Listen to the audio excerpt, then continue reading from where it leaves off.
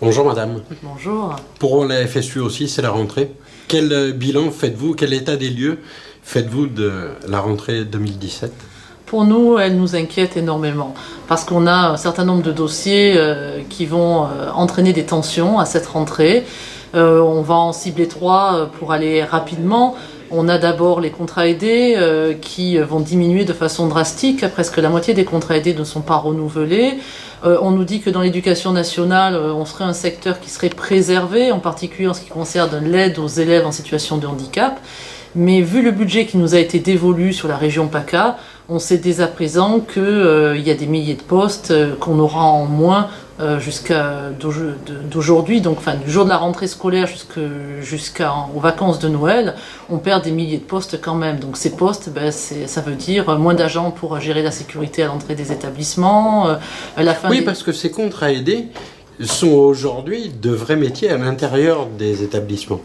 Oui, tout à fait. L'État ne veut pas reconnaître qu'il y a des besoins nouveaux qui apparaissent au niveau des usagers. Par exemple, l'aide aux enfants en situation de handicap, c'est un nouveau métier. On veut renforcer la sécurité à l'entrée des établissements. Et bien dans ce cas-là, il faut aussi créer des postes pour cela. On a des directeurs d'école, on leur a créé des emplois aidés qui font office de secrétaires. Si on les enlève, il n'y a plus de secrétaires dans les écoles. Donc oui, il y a de nouveaux emplois, il y a des besoins. Et dire aujourd'hui que les contrats aidés, ça n'a jamais résorbé le chômage. C'est la grande phrase répétée en boucle par le gouvernement. Oui, pourquoi pas. Mais n'empêche que ces contrats aidés exercent des missions et des métiers qui sont indispensables. Donc nous, ce qu'on demande, c'est, créons-les ces emplois. Arrêtons les contrats aidés, créons des emplois titulaires. Et dans ce cas-là, on fera peut-être baisser le chômage puisqu'on créera des emplois. D'une manière générale, la fonction publique aujourd'hui est dans un drôle d'état. Oui, les fonctionnaires ont l'impression d'être un petit peu des boucs émissaires. Je vais prendre un exemple parmi tant d'autres. La campagne électorale du candidat Macron, ça a été « je vais donner plus de pouvoir d'achat aux salariés ». Je vais augmenter la CSG, certes, mais je vais baisser les cotisations chômage et au final, les salariés auront plus de pouvoir d'achat. Il a oublié de dire que c'était uniquement les salariés du privé, puisque les fonctionnaires ne cotisent pas aux allocations chômage, donc les fonctionnaires vont voir la CSG augmenter. Environ, en moyenne, 400 € de pertes annuelles. On nous dit que ça sera compensé. Admettons, peut-être, c'est pas dit. Et en aucun cas, on sera augmenté. Nous, les fonctionnaires que nous sommes, nous n'avons aucune augmentation du pouvoir d'achat. Donc en plus, on est un petit peu montré du doigt avec la journée de carence qu'on veut nous rétablir, le gel du point d'indice, on coûte. Or, il faut passer sous les 3%. On a vraiment l'impression d'être vu uniquement comme une variable budgétaire, une variable d'ajustement. On oublie complètement toutes les missions qu'on fait. Puis après, il y a des incendies, et puis on est content qu'il y ait de nombreux pompiers. On veut des hôpitaux de qualité, on veut des classes moins surchargées. Mais pour cela, il faut des personnels. Alors justement, la rentrée scolaire, parlons-en. Dans le département du Var, comment s'annonce-t-elle ?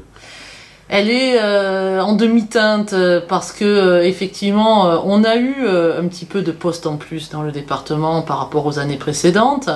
Le problème, c'est que ces postes ont été complètement avalés par la démographie. On a une hausse de la démographie assez importante, en particulier sur les lycées et sur le supérieur, puisqu'on est dans la génération des enfants qui sont nés en 2000. Et les postes qui ont été créés ont simplement permis de maintenir la situation. Et la situation, elle est déplorable. Je veux dire, quand on a des classes de collège qui sont à 30, des classes de terminale à 37, même des classes d'élémentaire qui sont à 31, c'est pas des conditions pour que les élèves réussissent. Voilà. Et puis, on voit bien qu'on gère les élèves comme on gère les fonctionnaires dont on parlait tout à l'heure. C'est-à-dire qu'on voudrait gérer des flux avec les élèves. Il y a de la place dans telle section, il faut qu'ils fassent telle section. Aujourd'hui, la faculté est surchargée. Et on ne fait rien pour augmenter les places. On a des étudiants qui restent sans solution. On a des étudiants qui font des études qu'ils ne souhaitaient pas faire. Et on nous dit, oui, c'est la montée de la démographie, il fallait un petit peu l'anticiper. On ne peut pas tout gérer par le comptable. Or, depuis de nombreuses années, ce n'est pas le propre de ce gouvernement, c'est ce qu'on fait. Alors, compte tenu de ce constat, vous appelez à une journée au mois d'octobre ? On est en train de construire une journée de mobilisation que l'on espère intersyndicale pour la mi-octobre, effectivement. Quel en sera le thème ?